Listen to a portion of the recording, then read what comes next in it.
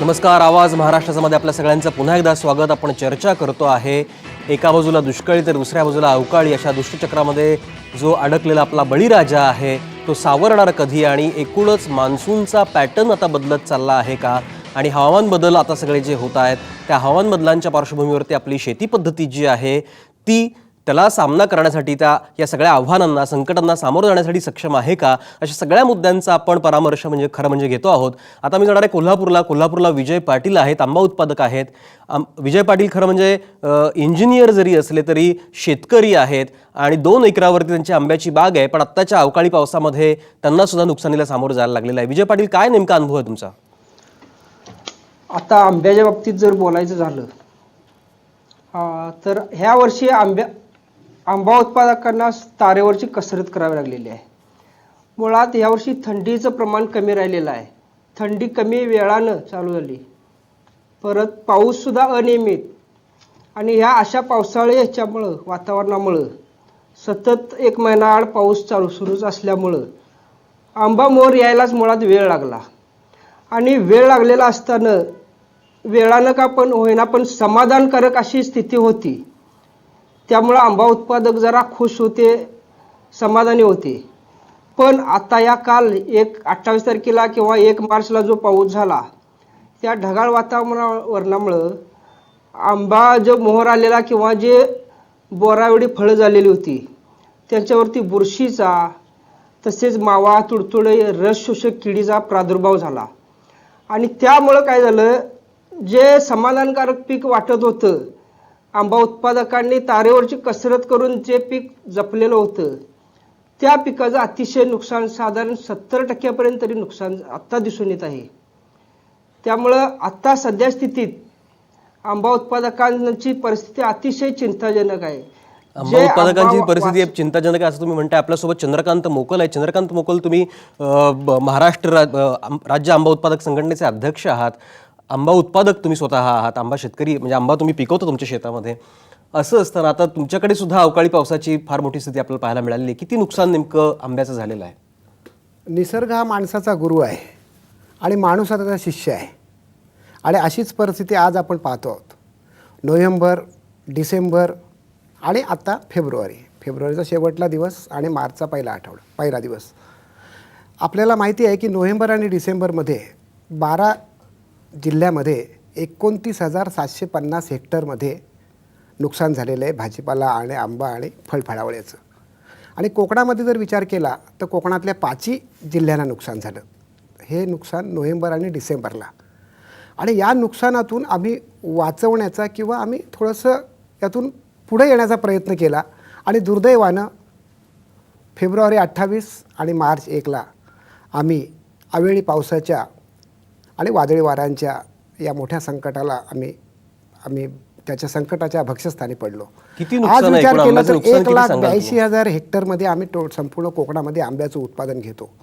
त्यामध्ये जर विचार केला तर जवळपास मोठ्या प्रमाणामध्ये आंब्याची लागवड या ठिकाणी आहे. शेतकरी हा एक दर्जेदार आंबा, त्याच माध्यमानं हापूस हा जगप्रसिद्ध आंबा देण्याचा आम्ही प्रयत्न करतो चांगल्या प्रकारे. त्याला आज आपल्याला माहिती आहे देशांतर्गत मार्केट आहे, देशाच्या बाहेर मार्केट आहे. आणि आज नोव्हेंबर आणि डिसेंबरपर्यंत आम्ही 40% जेमतेम बसलो होतो. आणि परवाच्या वादळी आणि या वारा आणि अवेळी पाऊस आणि गारपीट याच्यामध्ये आम्ही जवळपास 20% आणखी खालास झालेलो आहोत. मला असं वाटतं 20% आम्ही उत्पादन आहेत. एका बाजूला बाजारपेठेचा प्रश्न आहे, एका बाजूला पणन कायद्याचा ससेमिरा आहे, दलाल वर्ग आहे, व्यापारी वर्ग आहे, तिथून आमची होणारी ससेहोलपट. आणि या परिस्थितीमध्ये आपल्याला माहिती आहे देशामध्ये आपली परिस्थिती, गोडाऊन क्षमता आपल्याकडे फार कमी आहे. एफडीआय आलं, पण एफडीआयचा आपल्याला कुठे फायदा झाला? एफडीआयच्या माध्यमाने शेतकऱ्यांसाठी काहीतरी आपल्याला माहिती होतं की वेअर हाऊसिंग सिस्टीम येईल, शीतगृहांची आपल्याला साखळी निर्माण होईल, परंतु अशा प्रकारचं काहीच नसताना एका बाजूला आपल्याला हा जी पणनमध्ये आपल्या ज्या अडचणी आणि पायाभूत सुविधा आपल्याला मिळत नसताना हा निसर्गाने सुद्धा आपल्यावर फार मोठी आज अवकृपा केलेली आहे. मला असं वाटतंय आता भविष्यामध्ये त्या जिल्ह्याचं पर्जन्यमान ह्याचे आपल्याला अंदाज घेऊन भविष्यामध्ये त्या जिल्ह्याचं पर्जन्यमान याचा अंदाज खरं घेऊन म्हणजे घ्यायला पाहिजे भविष्यात असं आपल्या तुम्ही शेती आणि म्हणताय. हाच भाजीपाला मुद्दा घेऊन उत्पादन मी घ्यावं जाणार आहे लागेल. पुण्यामध्ये. डॉक्टर रामचंद्र साबळे तिथे आहेत. साबळे सर, मला सांगा, गेल्या सरकारनं एक अशी घोषणा केली होती, एक निर्णय केलेला होता की मंडल स्तरावरती हवामान केंद्र उभारली जातील, स्वयंचलित हवामान केंद्र उभारली जातील आणि त्याचा फायदा खरं म्हणजे शेतकऱ्यांना होईल. पण अजूनही तो निर्णय अंमलात आलेला आपल्याला दिसत नाही. काय स्थिती आहे नेमकी? एकूण राज्याची स्थिती पाहता एकूण 2065 ही हवामान केंद्र बसवली जाणार आहेत. ती स्वयंचलित हवामान केंद्र आहेत. महसूल विभागाच्या अखत्यारीमध्ये ती बसवली जाणार आहेत. त्यांच्याकडं त्याचं काम दिलं जाणार आहे की बसवायचं कुठं हे त्यांनी ठरवायचं आहे आणि त्याची साधारणपणे टेंडर वगैरे मागवलेली आहेत आणि ती प्रोसेसमध्ये आहे. ह्या सगळ्या प्रोसेसचा मंत्रिमंडळ आणि राज्य पातळीवरती निर्णय होईल आणि ही केंद्र लवकरच बसतील असं सध्याचं तरी वातावरण आहे. त्याची फार नितांत गरज आहे असं माझं मत आहे. त्याचं कारण असं की आता आपण बसवतो आहे ती गट पातळीवरती की 2065 जे आहेत आपले छोटे छोटे गट त्याच्यामध्ये बसवतो आहे. पण प्रत्येक गावालाच स्वयंचलित हवामान केंद्राची पुढं गरज लागणार आहे. पण आता निदान हे आपलं राज्य ही जे पाऊल उचलतं आहे हे कदाचित देशातलं देखील पहिलं पाऊल असेल की प्रत्येक गटानुसार हवामान केंद्र बसवणं आणि ते जर कार्यान्वित झालं तर आपल्याला तिथल्या नोंदी व्यवस्थित मिळतील. त्या नोंदीनुसार आपल्याला पीक विमा योजना ही अतिशय प्रभावीपणे राबवता येईल. पीक विमा योजनेचे देखील निकष आता काही ठिकाणात आम्ही बऱ्याच वेळा चर्चा करतो आहे, बदलतो आहे.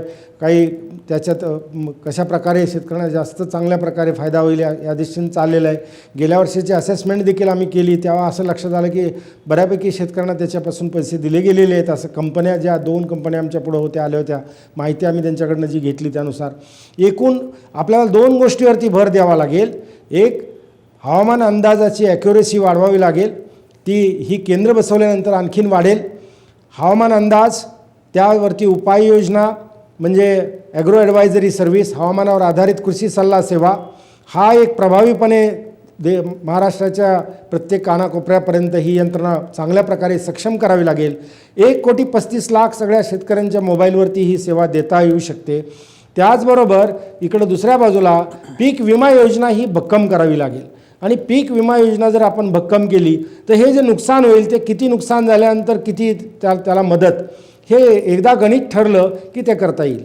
आता जे खडसे साहेबांनी सांगितलं की 65 मिलीमीटरपर्यंत पाऊस पडल्यानंतर केंद्र सरकारची योजना आहे की बाबा तिथं नुकसान द्यायचं. 65 मिलीमीटरचा अर्थ असा की 65 मिलीमीटर आणि त्याहून झालेला पाऊस हा अतिवृष्टी म्हणून समजला जातो. परंतु या पीक पद्धतीमध्ये आता जे निकष आपण पाहतोय की जो कमी पाऊस जरी झाला असेल पण द्राक्षाचं जे प्रचंड नुकसान झालेलं आहे. द्राक्ष पीक हे एक हाय व्हॅल्यू क्रॉप आहे आणि हाय व्हॅल्यू क्रॉप असल्यामुळं त्याला निकष वेगळे लावावे लागणार आहेत. म्हणजे हे पीक विमा कंपन्या आणि त्यांच्याबरोबर जे काही ठरवणं आहे ह्याला जे नीटपणे हे सगळं पुन्हा एकदा व्यवस्थितपणे हे जर राबवलं तर पीक जे विमा योजना आहे ती भक्कम करणं आणि कृषी सल्ला आणि हवामान अंदाज हे अतिशय चांगलं भक्कम करणं, ह्या दोन्ही बाबतीतनं आपल्याला हे नुकसान कमी करणं आपल्याला शक्य होईल. तसंच शेतकऱ्यांना अगदी बरोबर आहे. 2 मुद्दे तुम्ही मांडलेले आहेत. 2 मुद्दे सर तुम्ही मांडलेत ते अत्यंत महत्त्वाचे हा आहेत. डेटा उपलब्ध आहे त्या एरियासाठी डायरेक्ट त्यांच्या खात्यामध्ये ही जर रक्कम दिली गेली की नुकसान झालं त्या कंपनीने डायरेक्ट त्या शेतकऱ्यांच्या खात्यावरती रक्कम द्यावी. कारण ते यंत्र जे आहे ऑटोमॅटिक वेदर स्टेशन, बरोबर आहे. साबळे सर, की पीक विमा योजनेचा मुद्दा तुम्ही आता उपस्थित केलेला आहे. अशा साबळे सर, पद्धतीने पीक विमा योजनेचा मुद्दा तुम्ही उपस्थित केला.